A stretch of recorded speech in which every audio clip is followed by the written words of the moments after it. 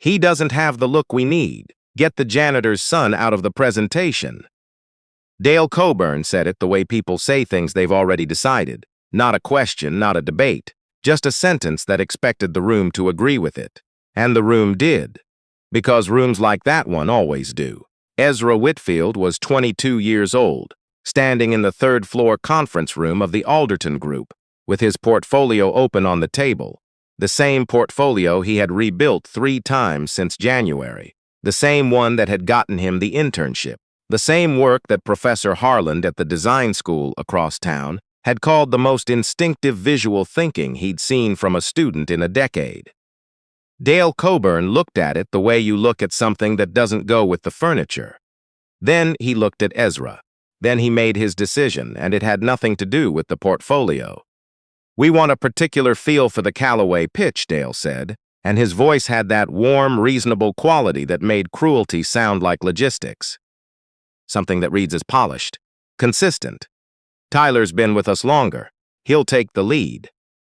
Tyler Marsh was 24, the son of a man who golfed with someone who golfed with Alderton himself. His work was fine. It was competent the way expensive things are competent. Reliable, inoffensive, nothing that would stop a room and make it ask a question it hadn't thought to ask before. Ezra's work did that. That was the problem. "You'll still be part of the team," Dale said, already looking away. "We just need you in more of a support capacity. Background, you understand." Ezra understood. He understood the way you understand a thing your body has been waiting for your whole life. The way you feel the floor drop before you hear the sound of it going.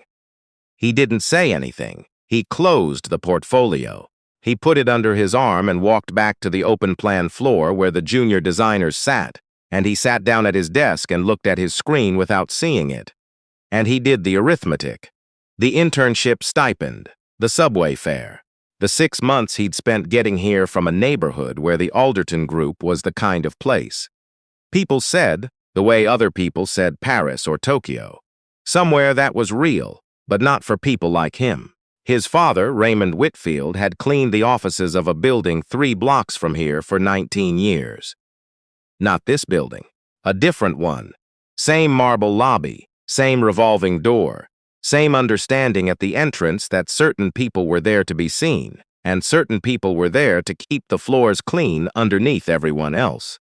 Raymond had gotten Ezra his first set of markers when he was 7, swiping a fresh pack from the supply closet of the building where he worked. Not stealing, he always said, redistributing. He had taped Ezra's drawings to the inside of his locker because the apartment walls were already full. Ezra had held that, the way other kids held a jersey number or a promise. His father's belief in him, specific and stubborn and unqualified, had been the only inheritance their family had ever managed to keep.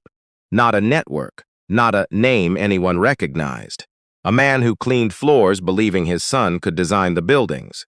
And now Ezra was sitting behind the building's equivalent of a curtain, portfolio under his desk, while Tyler Marsh walked into the room that should have been his.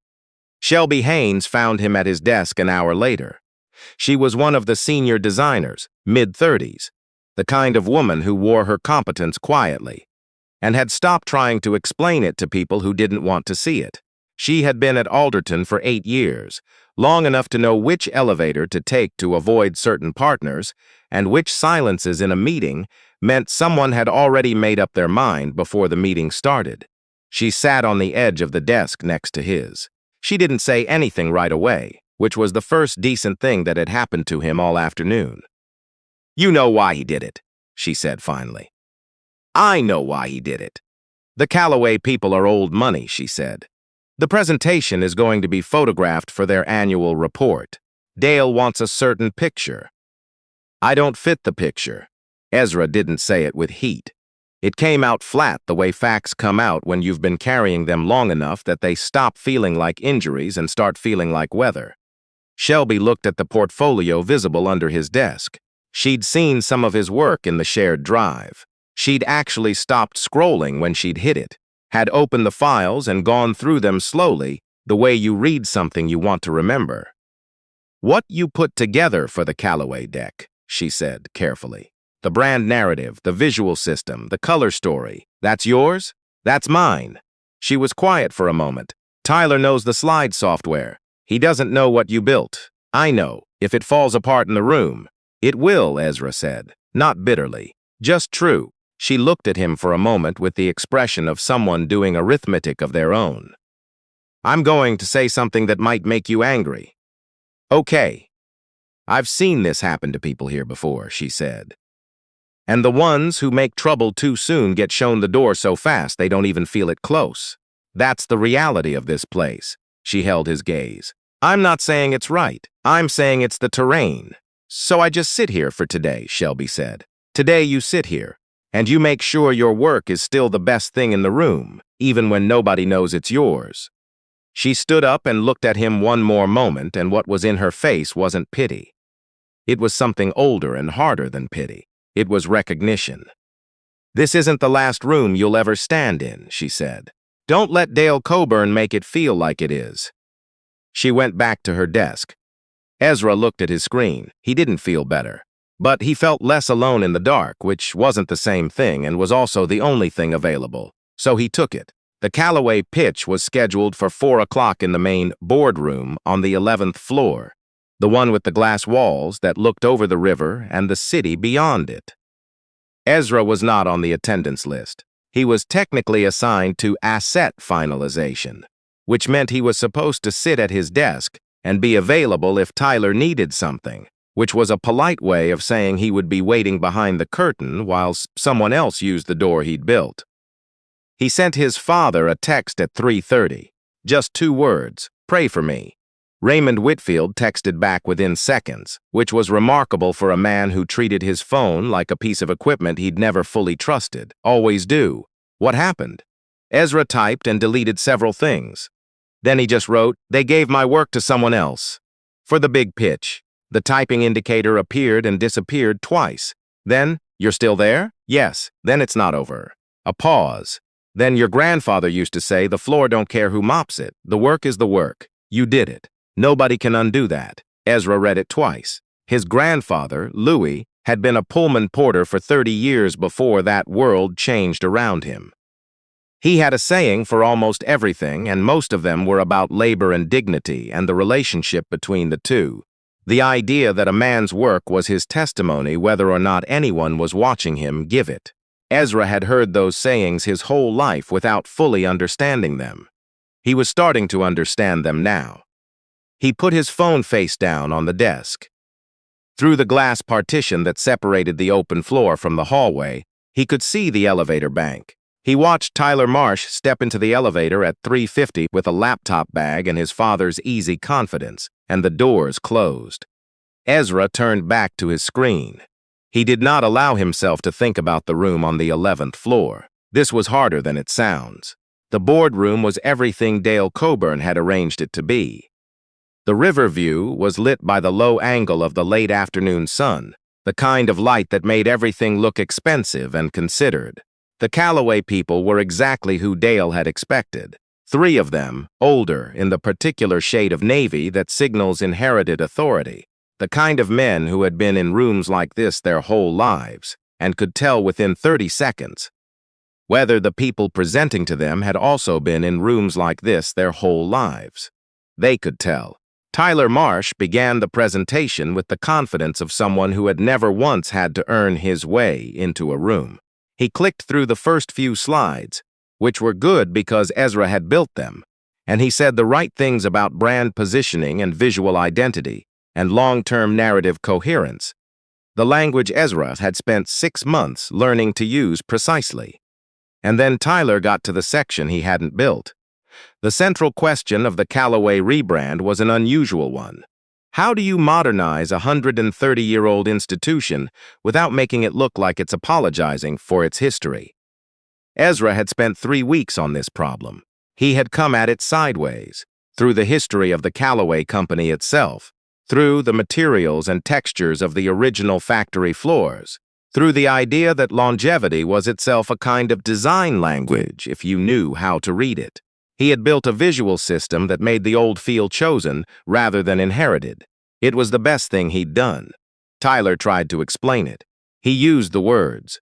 He had studied the notes Ezra had attached to the files, had read them twice on the elevator up, but the words without the thinking behind them are just vocabulary. And the Calloway men had been in enough rooms with enough presentations to hear the difference between someone explaining something they understood and someone reading off a map of a country they'd never been to. The question started on the third slide of the central section. "Walk us through the reasoning on the texture motif," said the oldest of the three men. His name was Harlan Calloway, and he had the patience of someone who was paying enough that patience was an option. Tyler talked about materials and heritage and tactile design language. Harlan Calloway listened the way you listen when you already know the answer isn't coming. Then he said, very calmly, "That's not what I'm seeing in the work. The work is saying something specific. I want to understand what." Tyler pulled up a different slide. He said something about visual continuity. Harlan Calloway looked at the slide, and then at Tyler, and then at Dale Coburn, who had positioned himself at the back of the room with the expression of a man watching something go wrong and calculating how far gone it was. "Is there someone else on this team?" Harlan said. "Someone who can speak to the conceptual foundation." The silence that opened up in the boardroom was not as expensive as the one Ezra had heard described from that gala in the story his grandmother used to tell, the one about the girl who sang from behind the curtain. But it cost something. You could feel it costing something as it stretched out. Dale said, "We have full team support available." "I'd like to speak with whoever built the framework," Harlan said. He was not aggressive.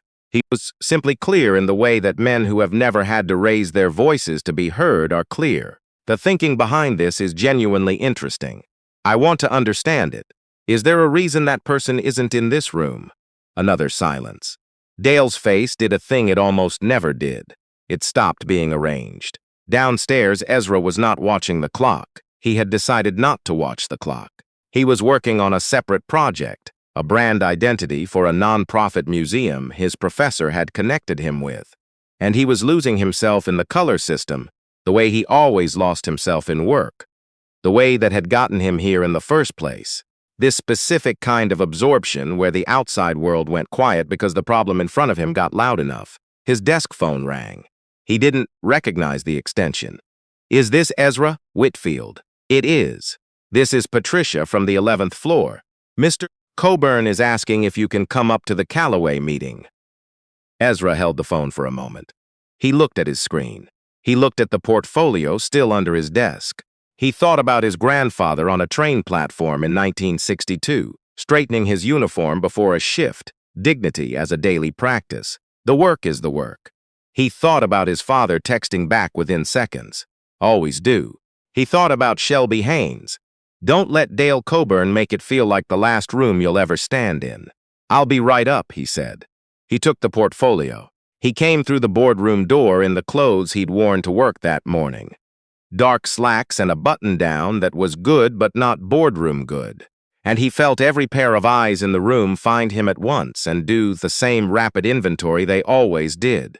He knew what they were seeing. He knew what they were deciding, the arithmetic of his presence in a room like this running in every head. How he got here, whether he belonged, what the right frame was for a young black man in worn-down dress shoes walking into a presentation that had been going sideways without him. He let them look. He walked to the table and set down his portfolio and opened it. "Mr. Calloway," he said, and his voice was steadier than he had any right to expect it to be.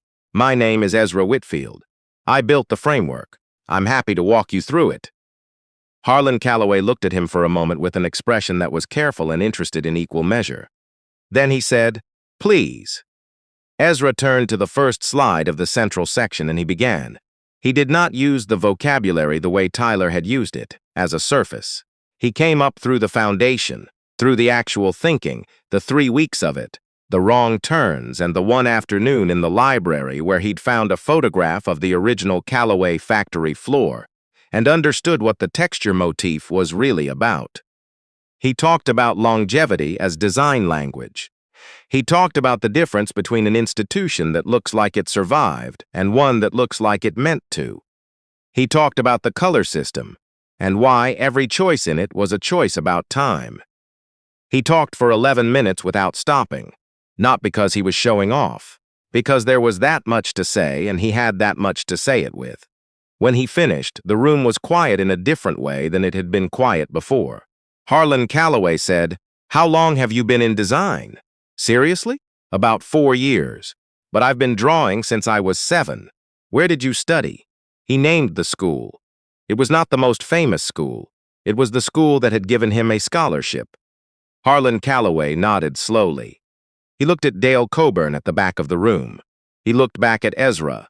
"I want him on this account," he said. Not to Ezra, to Dale. "If we move forward, I want the person who thought of this to be the one who executes it. Is that something your firm can accommodate?" Dale said, "Of course," in the tone of a man swallowing something he hadn't chosen to eat. The room took longer to settle than rooms usually do after a thing like that.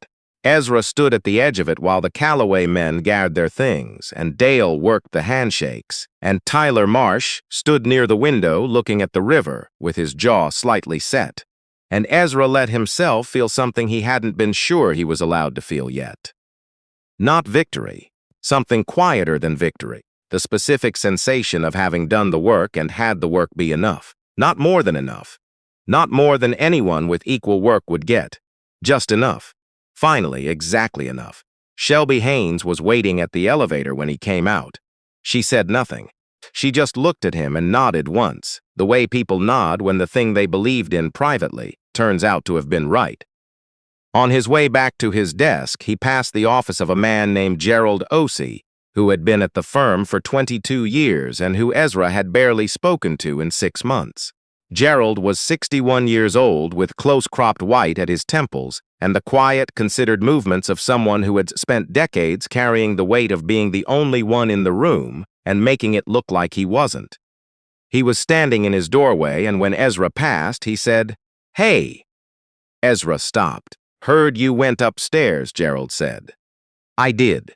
Gerald looked at him with the particular attention of someone who was measuring something carefully. "You have a minute?"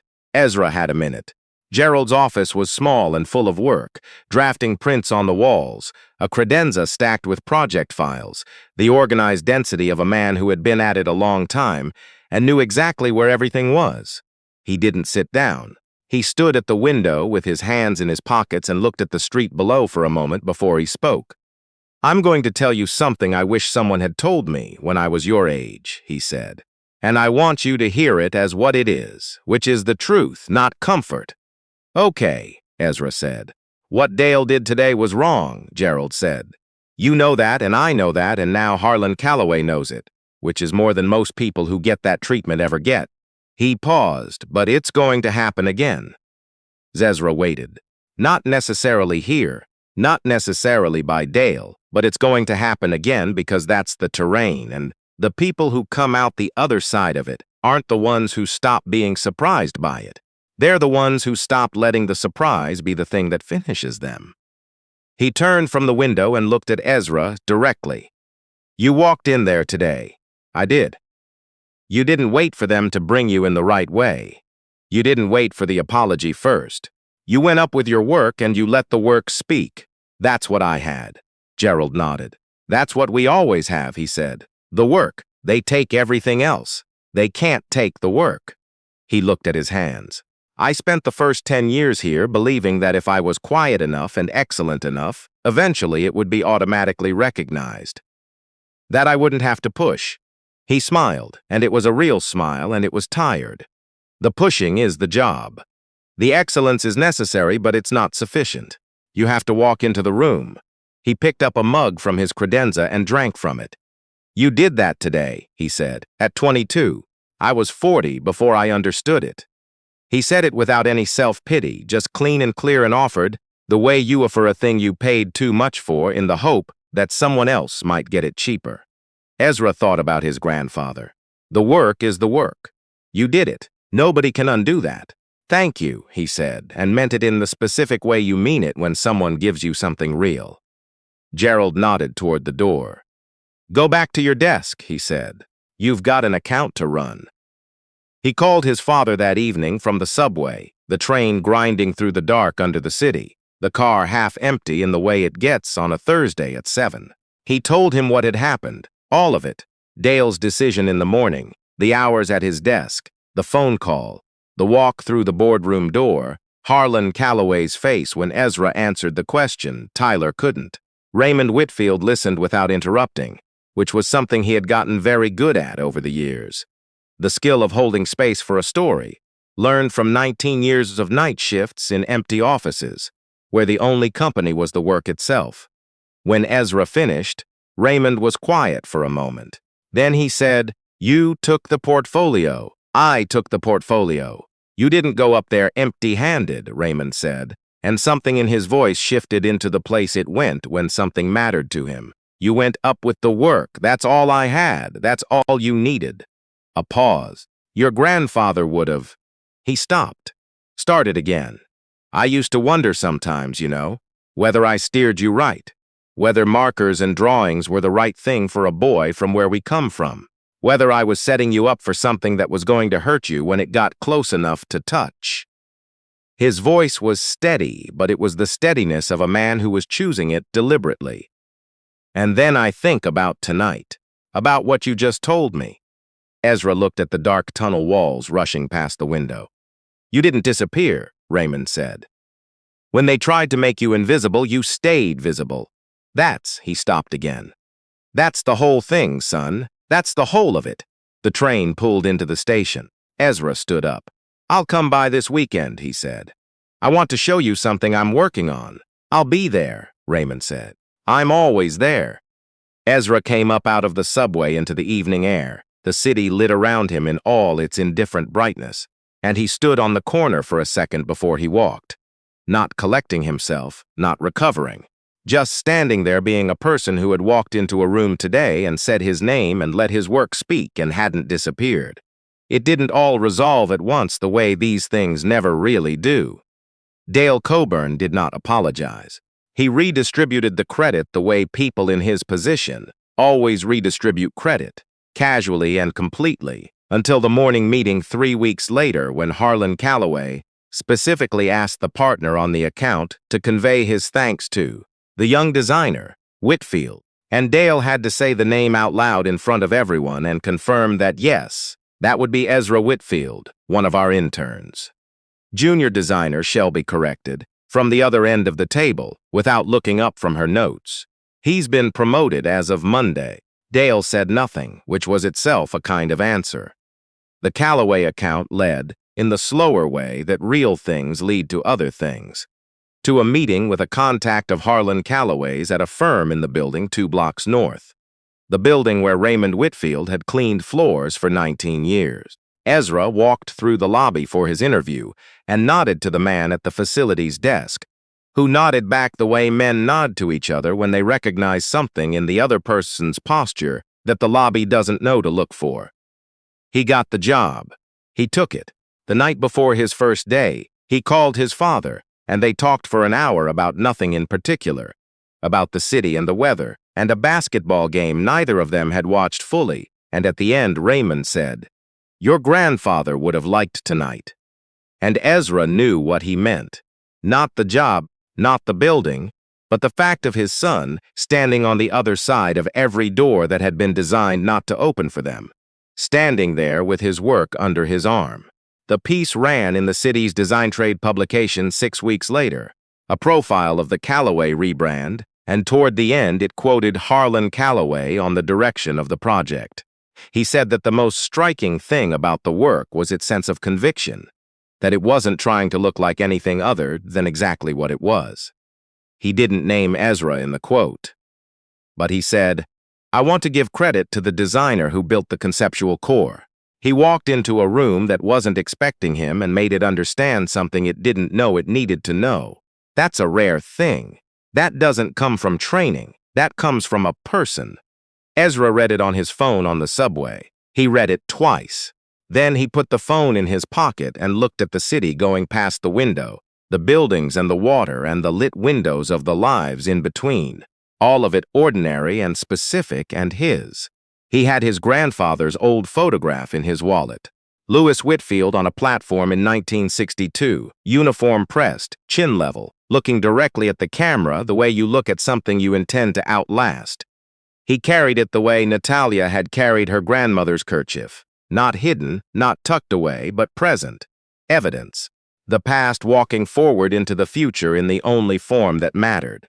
Maybe you know what it is to build something and watch someone else carry it into the room. Maybe you know the particular arithmetic of deciding whether to speak or stay quiet, whether the cost of pushing is more than the cost of silence. And maybe you know the way Ezra knew, the way his father knew, the way Lewis Whitfield knew on a train platform 60 years before any of them, that silence has a price too, that it compounds, that the bill comes due in currencies you don't get back. The doors that were not built for you are still doors, and the work you carry is still yours, whether or not the room knows it yet. Walk in anyway.